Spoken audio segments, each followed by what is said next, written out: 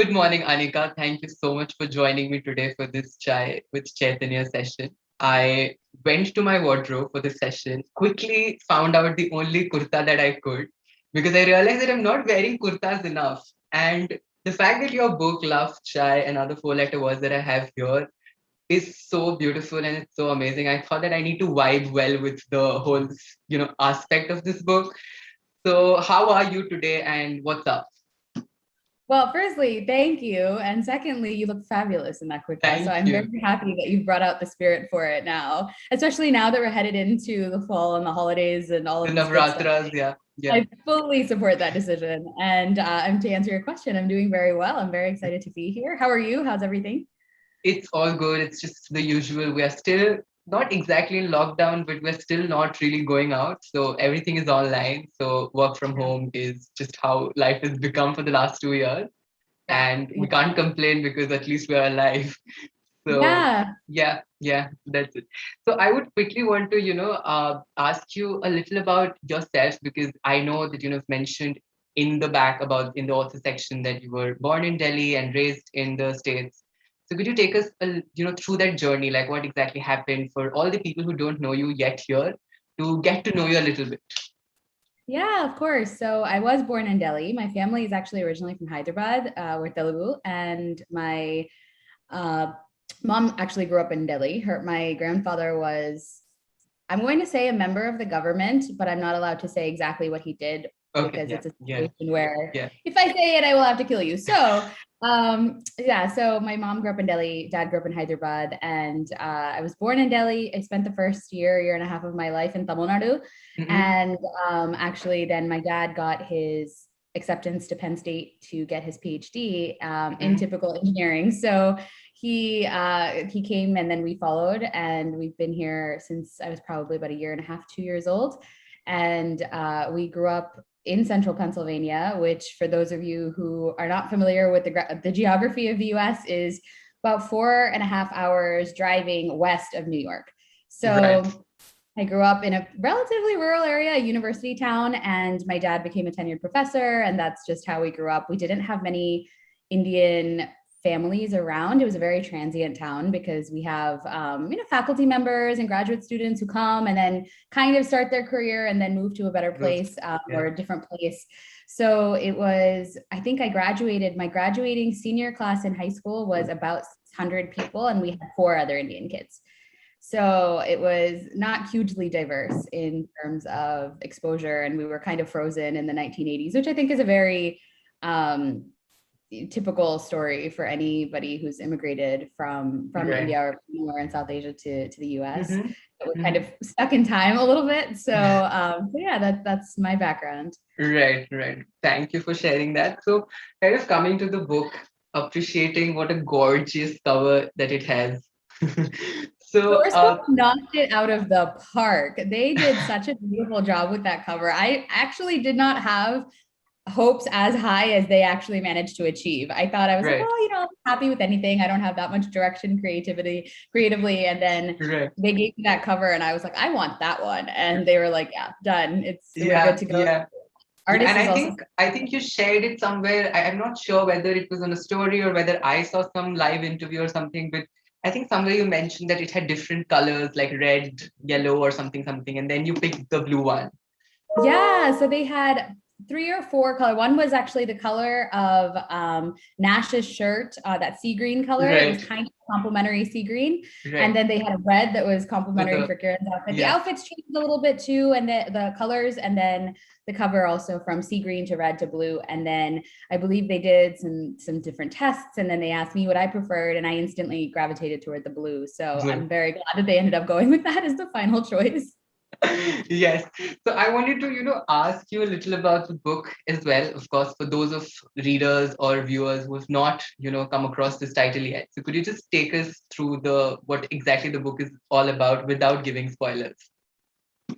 Yes. So it's the first book in a series. This series is going to be 3 books, and it follows a group called the Chai Masala Club, which is a group of 4 friends who are all in varying degrees of Indian Americanness or British Indianness and different identity backgrounds and all Indian different. diaspora. Yeah. Yeah, just across the diaspora as a whole. And each of them has a different love story. So the first book, which is Love China, other four-letter words, follows Kiran, who is 10 years removed from India and has been in the US living in New York City. And she has a whole background that has convinced her, and a family history that's convinced her of not falling in love and kind of following the rules a little bit more.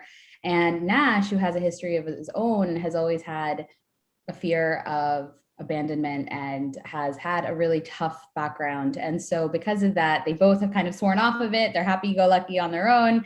And of course, they meet, and now, set against a bucket list and New York City lights, they have to challenge what they see as the definition for love and family and home. For those of you who haven't read this book, all I can say is please go out and read this because it's so beautiful and it's so fluffy and adorable. So I have kind of like an offshoot question, but this will kind of tie back into this.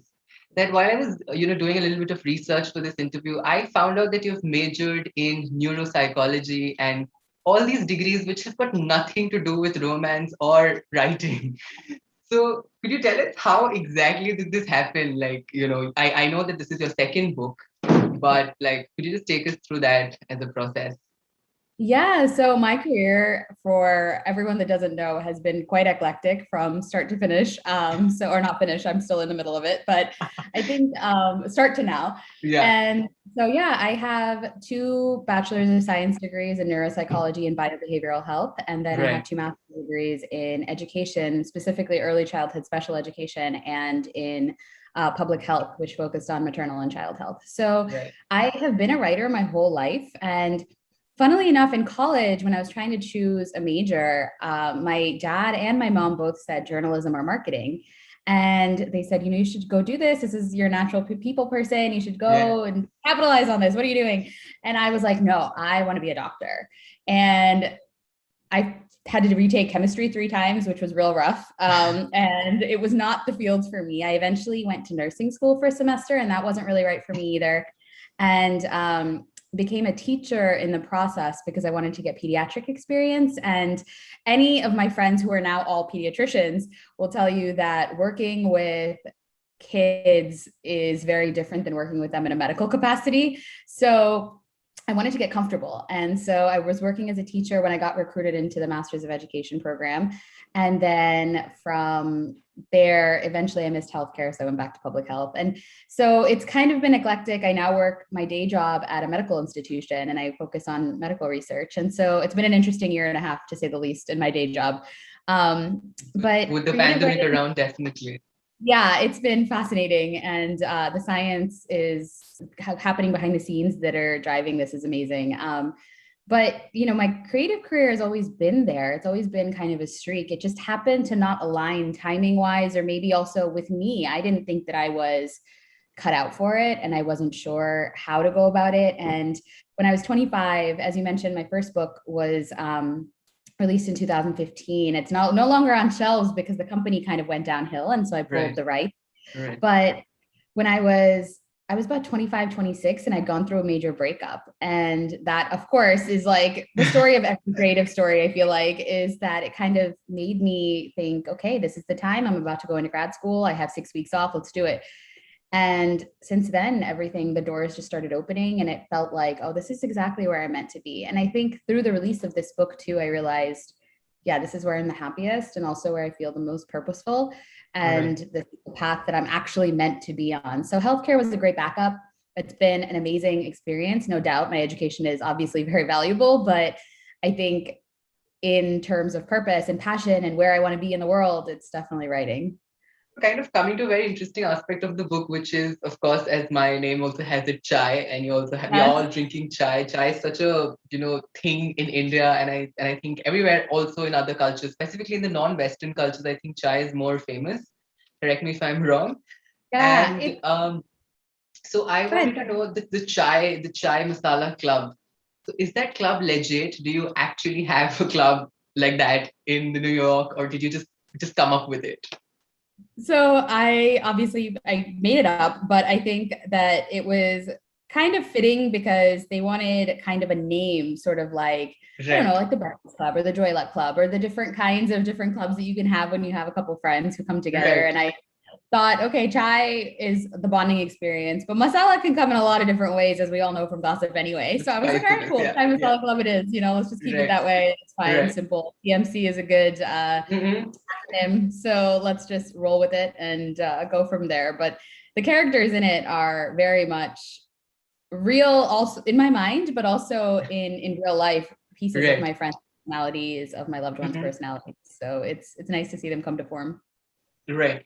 So you have kind of focused on a lot of different aspects of, of being brown, of being an Indian, of being Indian diaspora, living in the States. So to what extent do you think, that holds true for, most people who come from, let's say, from India to the States? Because these days there have been conversations where, people have said that, you can be Indian without, let's say, pitfalling into the cliche narrative of being, racially, discriminated, or let's say, your culture not being as important as you were. So where do you stand on that debate? Do you think that you can take a culture out of someone, or like, just how is your whole experience like? Oh my gosh, I have so many thoughts on that. I think that everybody's experience is different. One of the Right. things that you're constantly, South Asians are not a monolith, right? Mm-hmm. In terms Yeah. of our, just the diversity amongst our countries and amongst our regions is enough to say we're not a monolith. We all have different experiences. It's the same thing with an immigrant story. And, I talk about my dad being a PhD student and coming here. He had a privilege of education, and that's what brought us here. Mm-hmm. And I have a friend whose parents ran hotels, and they ran them in a very rough neighborhood in Memphis, Tennessee, which is in the South. And their racial experience was very, very different. Mm-hmm. They had a lot more violence in their area, and they sent their son to a Catholic school because it was a better place for him to get an education, but it wasn't in their neighborhood, and they kind of had to Right. push through. And I've met people who have grown up in much more low income areas, or who've had other people who've had far more privilege than I have. So Right. it really depends to say, oh yeah, you came from, in our case, India, and you landed in America, and that means that you're rich or crazy privileged. Yeah, we all have many privileges. We also, if you have to compare, then we also have a lot of disadvantages against other people. It really just, everyone's Of course. experience in their Yeah. own. Yeah. So, and I think culture is the same way. I used to define, when I was more narrow-minded and much younger and dumber as a whole, high school, I think because I didn't grow up with a whole lot of Indian people or Indian American people around me, I thought culture was associated automatically almost with religion. And so it was kind of like, oh, well, if you go to the temple, you're cultured, versus now where culture comes through so many different intangible experiences that, Right. it can come in waves. It can also be very subtle. It can be, something as overt as, wearing Indian clothes in public, Right. versus something as Right. subtle as the way that you treat a guest when they come to your house, and it's a very intimate setting. So Right. culture too is not something you can remove from somebody. I think it's something that you cultivate and you really try to feed, and you can express in really different ways. There are several different dates. I would call them dates, even though they were just meetings between Nash and Yeah. Kiran. So which one of these were your favorite, like favorite to write? And secondly, because you said you've grown up there, so just to ask, and if you're comfortable sharing, did you ever dated a non-Indian guy? And how was I the did experience? 7 years. I dated for 7 years. When I was 18 to 25, I dated a Caucasian American dude who went to my high school, and we went to college together, and we broke up because I think I saw very different things for my life than he did. Right. Now, with that said, with the dates, with what my favorite one, I think, I really hope he doesn't mind that I'm saying this in an interview, is actually the one where they meet at Bryant Park. Right. Right. Right. Right. And there's chocolate involved, which I think Mm-hmm. infinitely makes any date better. But because that one is actually based on real life, and many of those details are actually based on real life.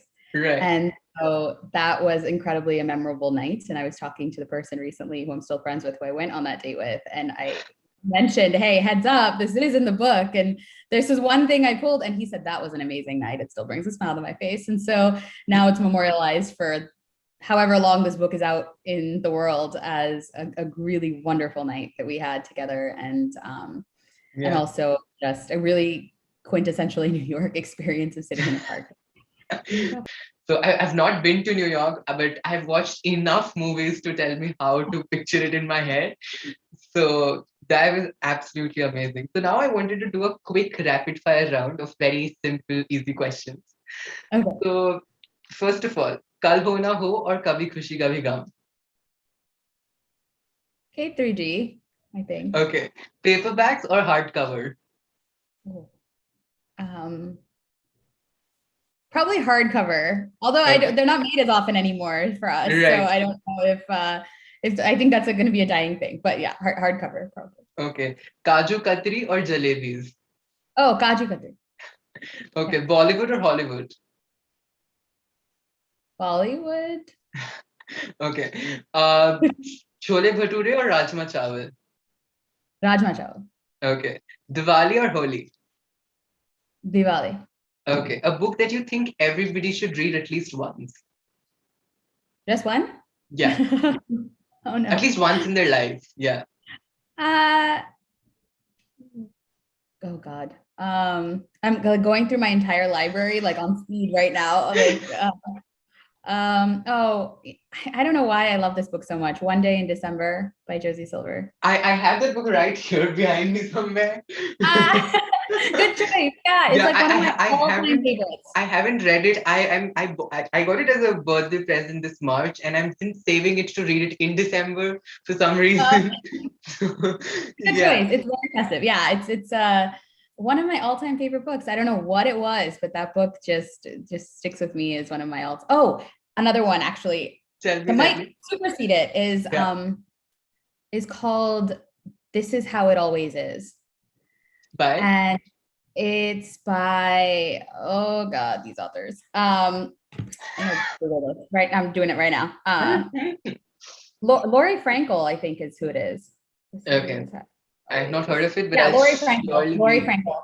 It's a Okay. really fascinating book. It's about a family whose son was born female and identifies as male, Right. and or maybe sorry, the other way around, um, and how they were such like perfect parents and able to adjust, and how their family of 4 boys was able to adjust and just completely, love this child, but then how the secret was almost protected too perfectly, and what happens when it comes apart. And it's a really beautifully written book. The author has gone through that experience herself with her family, and so when she wrote about it, it really brought a lot of awareness about child rearing. It's a fiction book, and the story is just so beautifully written about like what do you do when it's too perfectly accepted, and how the world may not accept what you have accepted as a family, and how does everybody deal with it, and how does the child most importantly deal with it.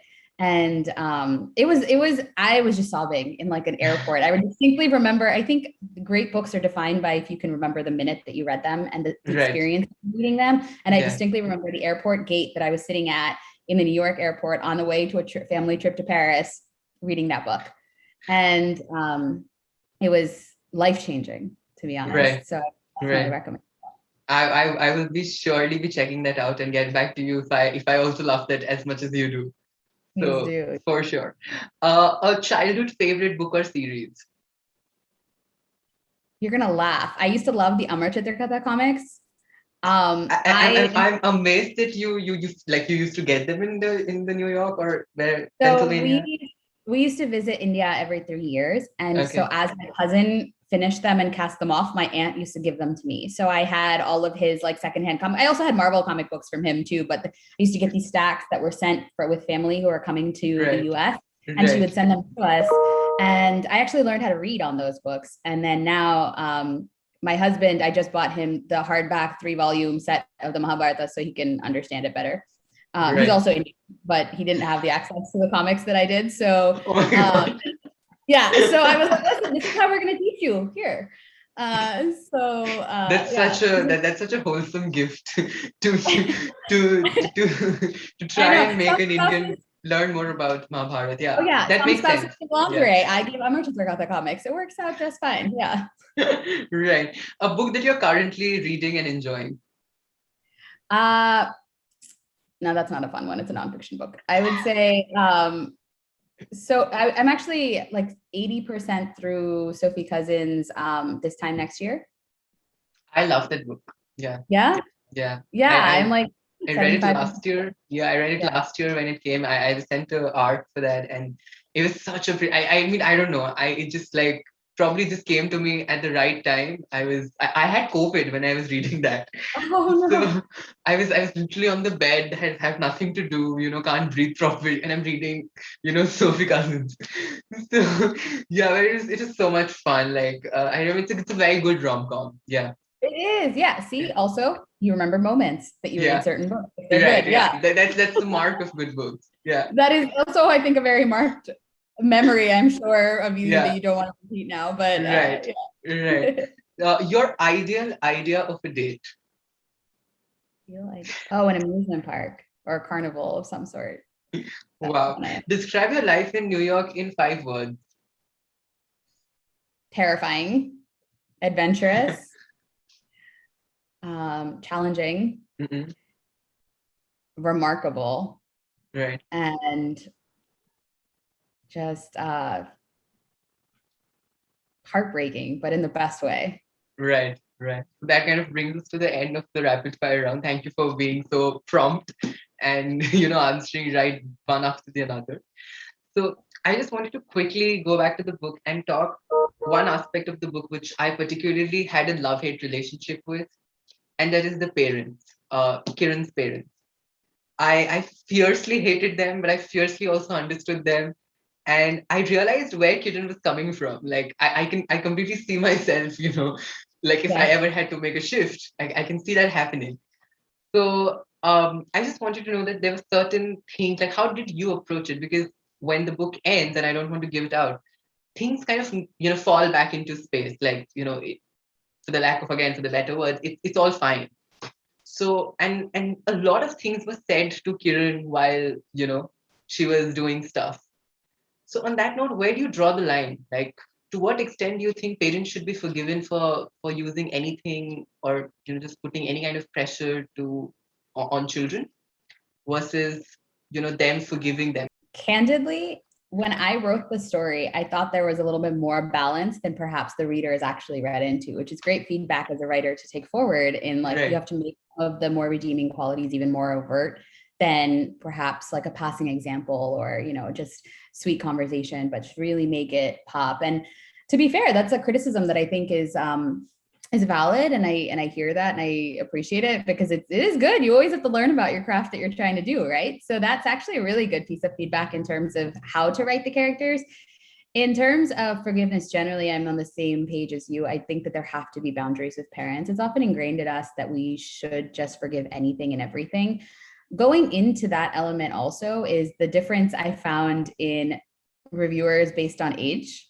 So, and when I say that, and then when I say that, I don't mean it as a criticism. It's actually really funny because, and in a really good way, because I found that younger reviewers or younger people who've reached out to me and said, I don't like these parents, have such a solid sense of like, this isn't how it should not be. yeah, But yeah. honestly, if I talk about who I spoke to when I was writing this experience, and me myself, because I'm in my early 30s, just all of the conversations in this book have happened to my friends with their parents, Right, and all of the right, parents are all A, in the US, and B, relatively progressive in life as a whole. right. So to say that it's as simple as like traditional versus non-traditional, or Mhm. liberal versus conservative, or I'm not sure that's completely all encompassing either. Right, Um, coming back to your question about boundaries, I 100% think it's okay to cut parents off, right. because there is a level of toxicity. And in this book, it is there. I'm not going to deny that at all. Yeah, And yeah, as an author, perhaps it's my job to illustrate that better next time. yeah. But societally speaking, it's also a very real problem. We can't just say, well, families are more liberal nowadays. That's an incredible privilege to be able to say that if your communities are that liberal. Yeah. Yeah. Because I, in my own family, have seen people not go to their children's weddings. In my friends' families across the US, I've heard even worse things said and done, especially to women who decide that they want to go against the grain. So, I think that, yes, on a boundary setting level, 100%, you should always put your mental health and your safety first. Right. And it's culturally, I also agree with that. I think you should put the boundaries first. But I think to say something, not that you were saying it, but generally saying, well, everybody's more liberal now, is also a complete falsehood. As you said, that this is just, one aspect, and maybe because you said that this is going to be a series of books all set in the same world, so who knows, maybe the next story, as far as I know, it's with Payal, and for her, things can be very different. So on that note, could you tell us a little about that, or is it too early to ask? It's not too early to ask. Payal is next. It's a little more of a rom-com kind of style. It's enemies to lovers, sort of. Yeah. And also there's an engagement. I will just take a moment. If Payal did not get in enemies to lovers, I would be highly disappointed. Right? I thought so too. Her personality is so much like that. Like, she has to get her enemies to lovers romance. Yeah, it's just her personality. She kind of needs a like, the hell, like, who are you? Who do you think you are? And I needed that in a book. So and it's a little less heavy. I mean, there's still things to be explored. Obviously, it's a story, but there are not necessarily quite as much. There's not quite as much weight in terms of cultural clashes and things like that here. Payal is obviously British Indian, and she's very strong and very strong-willed. And I would really love to see how that plays out, because like a British Indian living in the States, that's like three cultures. Yeah, very much. Yeah, writing it was fun. But also, it's similar and different, and depending on what the family backgrounds are and how the person is. Payal is not Kiran. Kiran is far more level-headed and even-keeled and tries to make everybody happy. She's far more of a people pleaser, and Payal doesn't always have that in her. She's a little more bold, a little more fiery, a little more sassy. And, on the other extreme, you have Sonam. So between books 1, 2, and 3, which is actually Akash, is... I was just about to come to that. Like, there was this one small line that you dropped very early, which said, Akash having threesomes.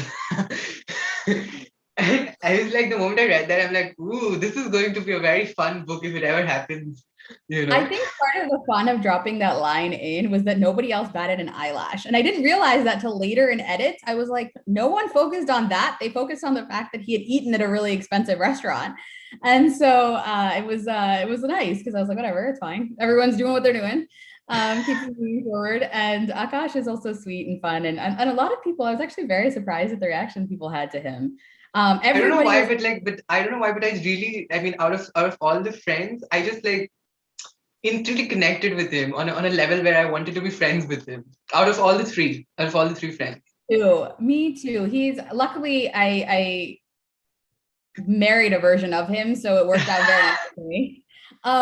So that was really nice. I'm not intentionally, because I wrote this book before that, but it was but it worked out very nicely. So yeah, I think Akash is like everybody's boy kind of story, like he's loved. And it was really interesting how everybody that had contacted me, almost everyone has reached out and said, is Payal next? Can I have Payal next?